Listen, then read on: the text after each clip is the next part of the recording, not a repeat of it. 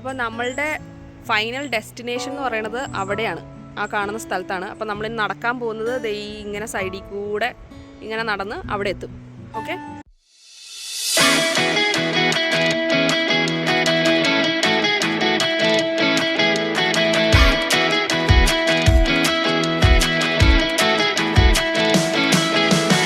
വീണ്ടും നമ്മുടെ യാത്ര തുടരുകയാണ്.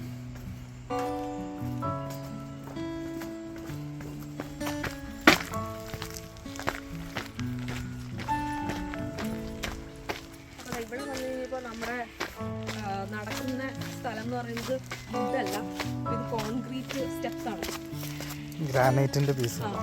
ഇപ്പൊ ഇത് ശരിക്കും ഒരു ചെറിയ നാരോ സ്പേസ് ആണ്, രണ്ട് കല്ലിൻ്റെ ഇടയിൽ കൂടെ ഒരാൾക്ക് നടന്നു പോകാൻ പറ്റുന്നത്. നമ്മളിതാ ഈ നടക്കാൻ പോകുന്നത് ഭയങ്കര സ്റ്റീപ്പായിട്ടുള്ള സ്റ്റെപ്പുകളാണ്. സ്റ്റെപ്പ് ഭയങ്കര സ്റ്റീപ്പാണ്, അപ്പോൾ സ്റ്റെപ്പിൽ സൂക്ഷിച്ചിറങ്ങണം. അപ്പോൾ ഇതിൻ്റെ ഫുൾ വീഡിയോ ഇങ്ങനെ ഇവിടെ നിന്ന് കാണിച്ചിട്ട് നമ്മളിനി താഴെ എത്തി കഴിഞ്ഞിട്ട് ബാക്കി കാണിക്കാം. കാരണം ഒത്തിരി സ്പേസ് ഉണ്ട് ഇതിൻ്റെ കൂടെ വീഡിയോ എടുത്തോണ്ട് നടക്കാമെന്ന് പറയുന്നത്. അപ്പോൾ ഇതേ കാണുന്നത് ഇങ്ങനെ സ്റ്റെപ്പ് താഴേക്കുണ്ട്, ഒത്തിരി സ്റ്റെപ്പുണ്ട്. എനിക്ക് തോന്നുന്നത് മോർ ദാൻ 100 സ്റ്റെപ്സ് ഉണ്ടെന്ന് എനിക്ക് തോന്നുന്നു. അപ്പോൾ അത് കഴിഞ്ഞ് കഴിയുമ്പോൾ നമുക്ക് താഴെ എത്തുമ്പോൾ കാണാം ബാക്കി.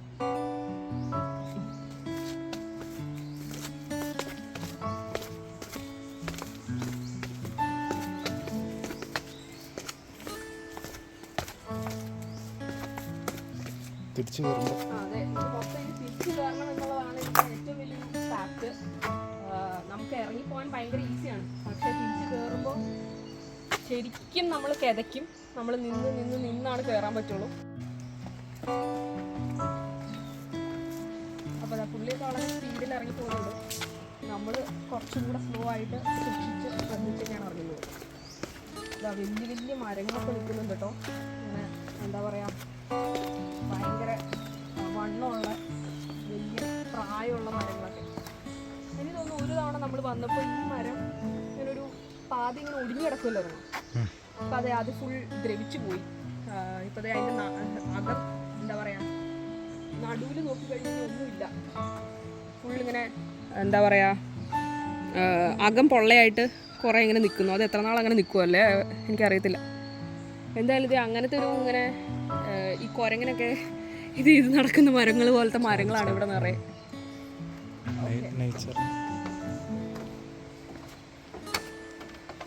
നേച്ചറിനെ ഒട്ടും കളയാതെ ഒട്ടും കളഞ്ഞിട്ടില്ല. പക്ഷെ ഈ നമ്മൾ നടക്കുന്ന സ്റ്റെപ്പുകൾ ആക്ച്വലി ഇതെന്താ സ്റ്റീലാണോ? സ്റ്റീൽ കൊണ്ടാണ് ഉണ്ടാക്കിയിരിക്കുന്നത്. ഇത്രയും നേരം നടന്ന പോലത്തെ അല്ല, കാരണം അത് പോസിബിൾ ആയിരിക്കില്ല ഇവിടെ സാധാ നാച്ചുറൽ സ്റ്റെപ്സ് പണിയാനൊക്കെ ആയിട്ട്. അതുകൊണ്ടായിരിക്കാം കുറച്ചും കൂടെ വൃത്തിയായിട്ട് സ്റ്റീൽ കൊണ്ടാണ് പണിതേക്കുന്നത്. അതുമാത്രമാണ് ഇവിടെ ഇപ്പം നാച്ചുറലി ഒരു പ്രശ്നമുള്ളൊരു സാധനമുള്ളൂ. പക്ഷേ നമുക്ക് നടക്കണമെങ്കിൽ ഇത് ഉണ്ടായേ പറ്റുള്ളൂ. അപ്പോൾ നിങ്ങൾക്ക് കണ്ടറിയാം, സ്റ്റീപ്നെസ് നമുക്ക് അത്ര ഫീൽ ചെയ്യില്ല, കാരണം ഇടയ്ക്കിടയ്ക്ക് ഇങ്ങനെ ഫ്ലാറ്റ് സർഫസ് കൊടുത്തേക്കുന്നുണ്ട്. ഇങ്ങനെ ശരിക്കും നന്നായിട്ട് നമ്മൾ താഴോട്ട് വന്നു. ഇപ്പോൾ മുകളിലേക്ക് നോക്കിക്കഴിഞ്ഞ് കഴിഞ്ഞാൽ ഒരു കുന്ന് നമ്മളിങ്ങനെ ഇറങ്ങി പോരുക ചെയ്തത്. അത് നമുക്ക് ഫീൽ ചെയ്യുന്നതിന് തിരിച്ചു കയറുമ്പോഴാണ്.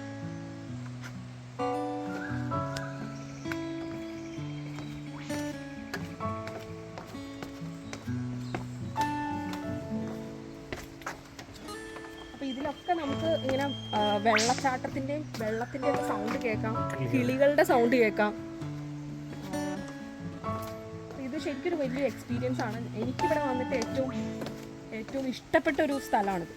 നമുക്ക് കാര്യം എന്താ പറയുക, നല്ല ഫിസിക്കലി ഭയങ്കര എക്സോസ്റ്റിംഗ് ആയിട്ടുള്ളൊരു നടത്തമാണെങ്കിൽ പോലും നമുക്കത് ഭയങ്കര സന്തോഷം തരുന്നൊരു നടത്തമാണ്. അപ്പോൾ നമ്മുടെ സ്റ്റെപ്പൊക്കെ തീർന്നു.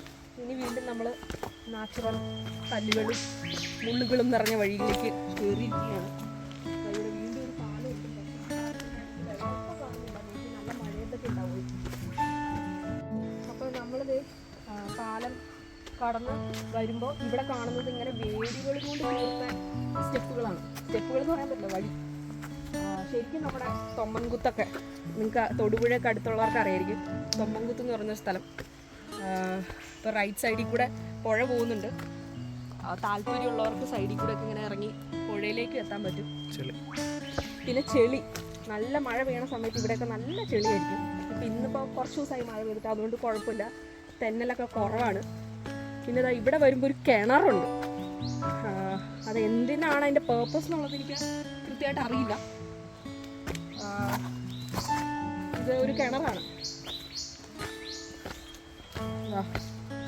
അത് എന്താണ് അതിൻ്റെ പേർപ്പസ് എന്നോ എന്തായാലും ഇപ്പോൾ യൂസ് ചെയ്യുന്ന കിണറല്ല അത്.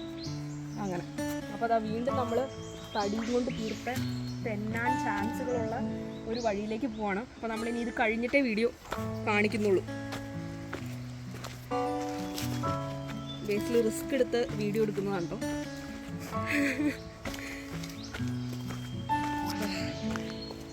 അങ്ങനെ നമ്മൾ മരങ്ങളുടെ വേരുകൾ കൊണ്ടും ഒക്കെ തീർത്ത വഴി കൂടെ നടന്ന് ഇനി വീണ്ടും കുറച്ച് നോർമൽ നാച്ചുറൽ വലിയ റിസ്കുകളില്ലാത്ത വഴിയിലേക്ക് നമ്മൾ എത്തിക്കുവാണ് കേട്ടോ. അപ്പോഴും റൈറ്റ് സൈഡിൽ പുഴ എന്ന് പറയാൻ പറ്റില്ല, അരുവികളുണ്ട്, വെള്ളച്ചാട്ടങ്ങളുണ്ട്. അങ്ങനെ നമ്മൾ വീണ്ടും യാത്ര തുടരും.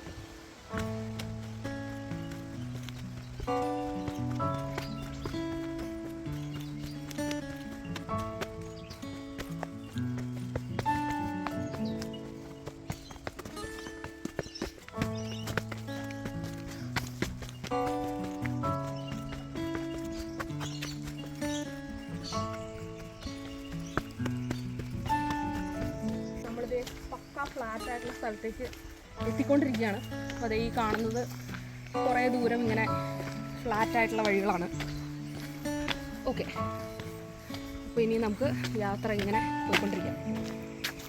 ഇവിടെ അരുവി ഉണ്ട്. ഒരു കോഴീനെ കണ്ടു, കാട്ടുകോഴി. ഞങ്ങൾ വരുമ്പോൾ കാണാറുണ്ട് ഇവിടെ കാട്ടുകോഴികൾ ഉണ്ടാവാറുണ്ട്. അപ്പോൾ അതിങ്ങനെ അതിൻ്റെ തീറ്റകളൊക്കെ തിന്ന് നടക്കുന്നു. ചില സമയത്ത് 3-4 ഒക്കെ കണ്ടിട്ടുണ്ട് ഞങ്ങൾ. അതെ, വലിയ മൃഗങ്ങൾ. അതാണ് ഓസ്ട്രേലിയയിലെ കാടുകളിലെ ഒരു പ്രത്യേകത. നമ്മുടെ നാട്ടിലെ ആന, കടുവ അങ്ങനത്തെ സാധനങ്ങളൊക്കെ ഉണ്ടെന്ന് തോന്നുന്നു. പക്ഷേ ഇവിടുത്തെ കാടുകളിൽ അങ്ങനത്തെ ഈ പ്രിഡേറ്റേഴ്സ് എന്ന് പറയുന്ന മൃഗങ്ങൾ കുറവാണ്. ഇല്ല, അതന്നെ ഇല്ലയെന്ന് തന്നെ പറയാം. ആനയില്ല, പിന്നെ കടുവ, സിംഹം അങ്ങനത്തെ സാധനങ്ങളൊന്നുമില്ല. അതുകൊണ്ട് തന്നെ ഇവിടുത്തെ കാടുകൾ കുറേയും കൂടെ ആളുകൾക്ക് നടക്കാൻ സേഫാണ്. അതെ, പാമ്പിൻ്റെ കാര്യം ഞാൻ ആദ്യമേ പറഞ്ഞല്ലോ. റെപ്റ്റൈൽസ് ഉണ്ട്. പിന്നെ ഇടയ്ക്ക് പോകുമ്പോൾ ഞങ്ങൾ വലിയ ഓന്തിനെ കാണും. എന്താ പേര് പറയാം? ക്യാമലിയോൺ എന്ന് പറഞ്ഞാൽ. Okay, water dragon. ആദ്യം സ്റ്റെപ്പ് ഇറങ്ങി പോയ അപ്പാപ്പനാണ്. അതെ, തിരിച്ചു വന്നു. കണ്ടോ, ഇവിടെയൊക്കെ ചെളി പിടിച്ച് കിടക്കുന്നത്. ഇതുപോലെ ആയിരിക്കും മിക്കവാറും സ്ഥലങ്ങൾ മഴ പെയ്തു കഴിഞ്ഞാൽ. ഒരു നേച്ചർ ഫ്രണ്ട്ലി വാക്കാണ് ശരിക്കും.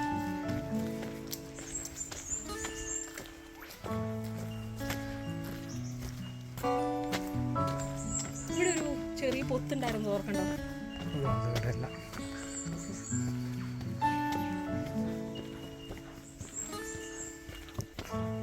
മഴ പെയ്ത് ചെളി പിടിച്ച് കിടക്കണ. അപ്പൊ ഇത്രയും നേരം കണ്ട പോലെയല്ല, ചെളി നിറഞ്ഞ ഒരു വഴിയിലേക്കാണ് നമ്മൾ പോകുന്നത്. പക്ഷെ ഭയങ്കര ചെളിയില്ല മഴ പെയ്യാത്തത് കൊണ്ട്. അപ്പോൾ അതിൻ്റെ അകത്തേക്ക് കൂടെ നടക്കാനായിട്ട് ഇങ്ങനെ വുഡൻ സ്ലാബുകൾ പോലെ ഇട്ടേക്കുവാണ്. അപ്പോൾ അതിന് ചവിട്ടി നമുക്ക് നടക്കാൻ ചവിട്ടാതെ. പക്ഷേ നല്ല മഴയ്ക്ക് വരുമ്പോൾ മിക്കവാറും എല്ലാ സ്ഥലവും ഇതുപോലെ ചെളിയായിരിക്കും. അപ്പോൾ നല്ല മഴയ്ക്ക് വരുമ്പോഴത്തെ വേറൊരു അഡ്വാൻറ്റേജ് എന്താണെന്ന് വെച്ച് കഴിഞ്ഞാൽ, ഇപ്പോൾ നമ്മൾ കണ്ട എല്ലാ അരുവികളിലും നിറയെ വെള്ളം ഉണ്ടാവും. അപ്പോൾ കാണാൻ കുറച്ചും കൂടെ ഭംഗിയുണ്ടാവും. അപ്പോൾ അതിൻ്റേതായ പ്രശ്നം എന്ന് പറഞ്ഞു കഴിഞ്ഞാൽ ഇതുപോലെ ചെളി കൂടുതലായിരിക്കും. അപ്പം നമ്മൾ വളരെ കുറച്ച് സ്ഥലത്താണ് ഈ ചെളിയിൽ പോകേണ്ടി വന്നോളൂ. പക്ഷെ അങ്ങനെ വരുമ്പോൾ എല്ലായിടത്തും ഇതുപോലെ ചെളിയായിരിക്കും. അപ്പോൾ നല്ലത് മാത്രമല്ലല്ലോ, ഇതും കൂടെ നിങ്ങൾക്ക് കാണിച്ചു തരണ്ടേ. അങ്ങനെ നമ്മൾ വീണ്ടും ഇങ്ങനെ നടന്ന് വീണ്ടും എത്തുകയാണ് ഒരു പാലത്തിലേക്ക്. ഇങ്ങനത്തെ പല പല പാലങ്ങൾ നമ്മൾ ക്രോസ് ചെയ്യേണ്ടത് കേട്ടോ. അപ്പോൾ ഇതിനു മുന്നേ പറഞ്ഞ പോലെ തന്നെ വെള്ളം കുറവാണ്. പക്ഷെ വെള്ളം നന്നായിട്ട് കുത്തി ഒലിച്ച് വരുന്ന സമയമുണ്ട്.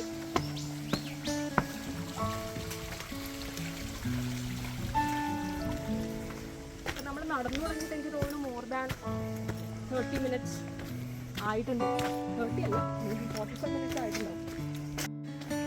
എന്താ ചെളി. പക്ഷേ നമ്മുടെ ഇവിടുത്തെ അപ്പുറം ഇപ്പുറം നോക്കിക്കഴിഞ്ഞാൽ വലിയ വലിയ മരങ്ങൾ മാറി കുറച്ചും കൂടെ ചെറിയ ചെറിയ മരങ്ങളാണ് ഇങ്ങനെ തിങ്ങി നിൽക്കുകയാണ്.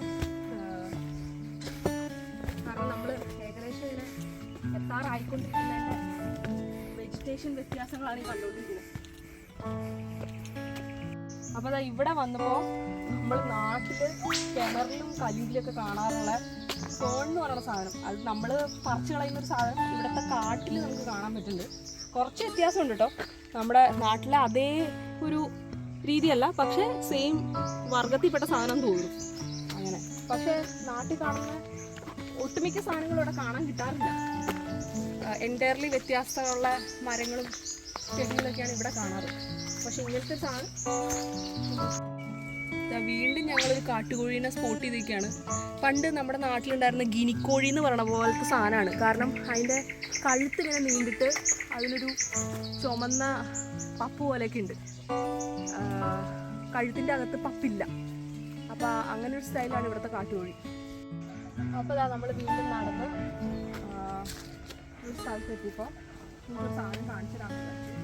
ഇതാ ഈ കാണുന്നത് ഒരു വശം, മറ്റേ വശം പഴയ റെയിൽവേ ട്രാക്കിൻ്റെ റിമൈനിങ്സ് ആണ് നമുക്ക് കാണാൻ പറ്റുന്നത്. അപ്പോൾ പണ്ട് കോള് കൊണ്ടുപോകാൻ ഉപയോഗിച്ചിരുന്നതാവാം. അപ്പോൾ ഇത് ഇരുമ്പിൻ്റെ ഇതാണ്. അപ്പോൾ നമ്മളിങ്ങനെ നടക്കുമ്പോൾ ഈ ന്യൂ കാസിലിൻ്റെ പല പല സ്ഥലത്ത് നമുക്കിങ്ങനെ കാണാൻ പറ്റുമായിരുന്നു പഴയ റെയിൽവേ ട്രാക്കിൻ്റെ ബാക്കി പത്രങ്ങളായിട്ട്.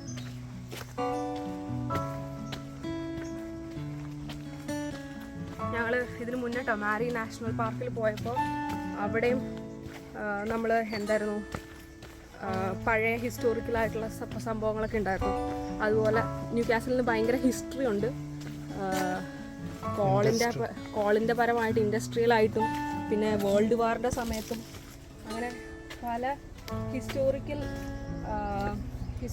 ഇമ്പോർട്ടൻ്റ് ആയിട്ടുള്ള സ്ഥലങ്ങൾ ന്യൂ കാസിലിനുണ്ട്. ഇത് ഞങ്ങൾ കഴിഞ്ഞ ആഴ്ച ബേലിഗത്തർ എന്ന് പറയുന്ന ഒരു ബീച്ചിൽ പോയപ്പോൾ അവിടെയും ഇതുപോലെ പഴയ റെയിൽവേ ട്രാക്കിൻ്റെ ഒരു ഭാഗം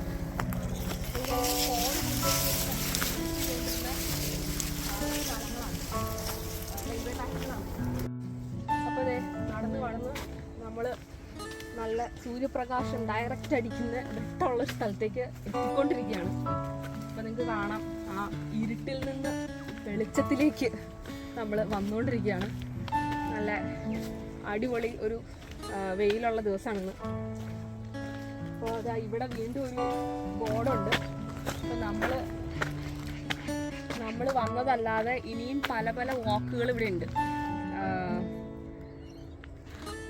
ന്യൂ കാസിൽ സിറ്റിയിലേക്ക് വേണമെങ്കിൽ പോകാൻ പറ്റുമെന്ന് തോന്നുന്നു. 6.6 കിലോമീറ്ററും കൂടെ നടന്നാൽ. അതൊന്നും ഞങ്ങളിതുവരെ നടന്നിട്ടില്ല. കാരണം 6.6 എന്ന് പറയുന്നത് ഇത്തിരി ബുദ്ധിമുട്ടാണ്. ഞങ്ങളുടെ യാത്ര കാണുന്ന കാഴ്ച ഒരു അടിപൊളി കാഴ്ചയാണ്. ഞാൻ ഒട്ടും എക്സ്പെക്ട് ചെയ്തിട്ടില്ലായിരുന്നു. ഞാൻ ഫസ്റ്റ് ടൈം ഇവിടെ വന്ന സമയത്ത് എന്താ കാഴ്ച എന്താണെന്ന് ചോദിച്ചു കഴിഞ്ഞാൽ നിങ്ങൾ കണ്ടു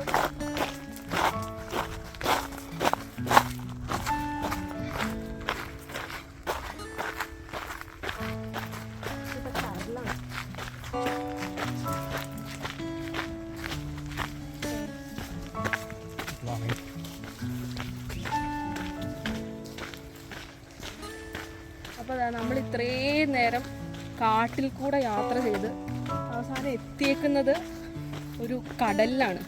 വേണമെങ്കിൽ ഒരു പ്രൈവറ്റ് ബീച്ച് എന്ന് തന്നെ പറയാം. കാരണം ഇവിടെ വളരെ കുറച്ച് ആൾക്കാരെ മിക്കവാറും ഉണ്ടാവുള്ളൂ. കാരണം ഇത്രയും വലിയൊരു ട്രക്കിങ് പോലെ കഴിഞ്ഞിട്ട് വേണം ഇവിടെ വരാനായിട്ട്. അപ്പോൾ ഞങ്ങൾ മിക്കപ്പോഴും വരുമ്പോൾ ഇതിങ്ങനെ ഇത്രയും വേക്കൻ്റ് ആണ്. ഇന്നിപ്പോൾ നിങ്ങൾക്ക് കണ്ടറിയാം ആരുമില്ല. അപ്പോൾ ഞങ്ങൾ മാത്രമേ ഉള്ളൂ ഇവിടെ. വളരെ കുറച്ച് ആൾക്കാരെ കാണാറുള്ളൂ. ഇടയ്ക്കൊക്കെ ഇപ്പോൾ 1-2 ആൾക്കാരെയൊക്കെ കണ്ടാലായി, അത്രേ ഉള്ളൂ. അപ്പോൾ അതാ ഞങ്ങളുടെ ഡെസ്റ്റിനേഷനിൽ എത്തിക്കുവാണ്. അപ്പോൾ ആദ്യം ഞങ്ങൾ മുകളിൽ നിന്ന് കാണിച്ച ആ ലഗൂൺ എന്ന് പറയുന്നത് ഈ കാണുന്നതാണ്. അപ്പോൾ നിങ്ങൾ ഫ്രണ്ടിൽ കണ്ടുകൊണ്ടിരിക്കുന്ന ഞങ്ങൾ അതിൻ്റെ സൈഡിലേക്കാണ് പോകുന്നത്. ലഗൂൺ വന്ന് ചേരുന്നത് കടലിലേക്കാണ്. ന്യൂകാസിൽ ആക്ച്വലി ബീച്ചുകൾക്ക് വളരെ ഫേമസ് ആണ്, നിറയെ ബീച്ചുകളുണ്ട്. അപ്പോൾ അതിലൊരു ഹിഡൻ ബീച്ച് എന്ന് ഞങ്ങൾ വിളിക്കുന്നൊരു ബീച്ചാണിത്. കാരണം ഇത്രയും ട്രക്കിംഗ് ഒക്കെ കഴിഞ്ഞ് ഇവിടെ വളരെ കുറച്ച് ആൾക്കാരെ വരാറുള്ളൂ, വന്ന് കണ്ടിട്ടുള്ളൂ. അപ്പം നമ്മൾ ലഗൂണിൻ്റെ സൈഡിലേക്ക് എത്തി. അപ്പം നിങ്ങൾക്ക് കണ്ടാൽ മനസ്സിലാവും ലഗൂൺ ഇങ്ങനെ എന്താ പറയുക, ഫോറസ്റ്റിൽ നിന്ന് ഇങ്ങനെ വരുന്നു. എന്നിട്ട് ഇവിടെ വീണ്ടും അതിങ്ങനെ സ്പ്ലിറ്റ് ആവുക എന്ന് വെച്ച് കഴിഞ്ഞാൽ അത് മൺതിട്ട കൊണ്ട് അതിന് ബ്ലോക്ക് ചെയ്തിട്ട് അത് സൈഡിൽ കൂടെ ചെറുതായിട്ട് കടലിലേക്ക് ചേരുന്നുണ്ടാവും. പക്ഷെ നമുക്കിവിടെ കൃത്യമായിട്ട് കാണാൻ പറ്റുന്നില്ല. ഇതെവിടെ കുറേ ആൾക്കാരെ കാണാൻ പറ്റുന്നുണ്ട്. അപ്പോൾ അത് വേറൊരു ട്രാക്കാണ് ആക്ച്വലി. അപ്പം നമ്മൾ വന്ന ട്രാക്കല്ല, എനിക്ക് തോന്നുന്നു കുട്ടികളാണെന്ന് തോന്നുന്നു. ഇന്ന് സാറ്റർഡേ ആണ്. അപ്പോൾ ആ കാണുന്നത് ആക്ച്വലി വേറൊരു ട്രാക്കാണ്, നമ്മൾ വന്ന ട്രാക്കല്ല. അപ്പോൾ ഞാൻ ആദ്യം പറഞ്ഞ പോലെ ഇവിടെ കുറേ ട്രാക്കുകളുണ്ട്. ഇതാ ഒരു കൊക്ക് മീൻ പിടിക്കാനായിരിക്കും. അപ്പോൾ നമ്മൾ ആ ലഗൂണിൻ്റെ സൈഡിലെത്തി. ഇനി നമുക്ക് ഇവിടെ കാണാനൊരു കാഴ്ചയുണ്ട്. അത് നമ്മൾ കടലിൻ്റെ സൈഡിലേക്ക് പോകുമ്പോൾ കാണിച്ചു തരാം.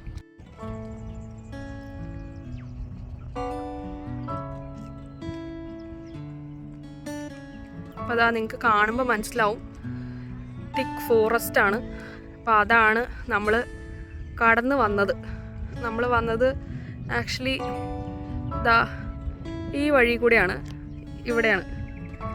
പക്ഷേ ഇത് ഫുള്ളൊരു വലിയ കൺസർവേഷൻ ഏരിയ ആണ്.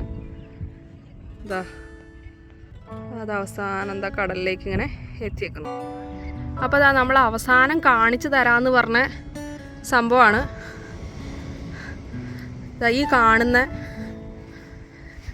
ഈ കാണുന്നത് എന്താണെന്ന് അറിയാവോ?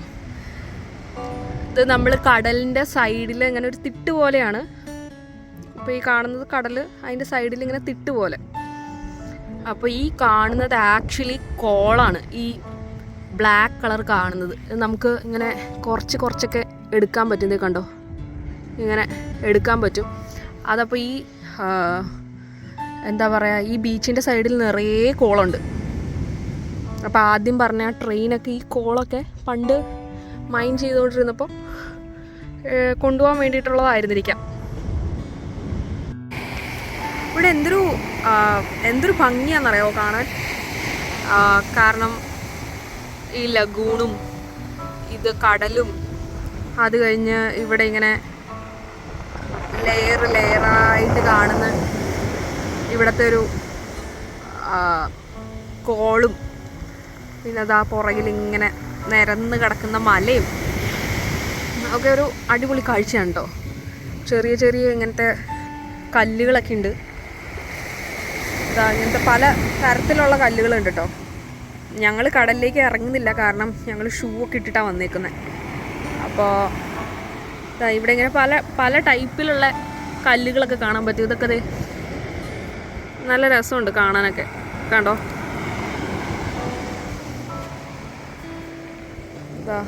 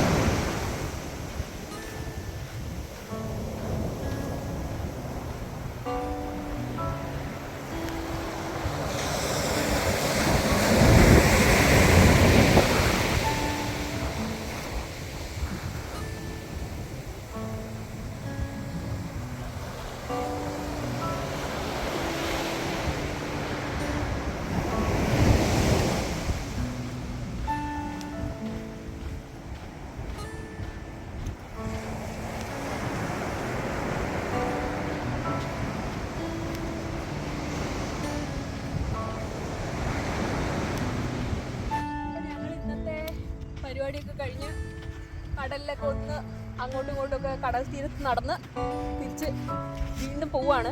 അപ്പം ഇങ്ങോട്ടേക്ക് വന്ന പോലെ തന്നെ 45 മിനിറ്റ്സ് തിരിച്ച് അങ്ങോട്ടേക്കും ഉണ്ട്. ആദ്യം കണ്ട് ആ സ്റ്റെപ്പൊക്കെ കയറണം. അപ്പോൾ ഇനി നമുക്ക് അടുത്തൊരു വീഡിയോ ആയിട്ട് കാണാം. അപ്പോൾ ശരി, ബൈ ബൈ.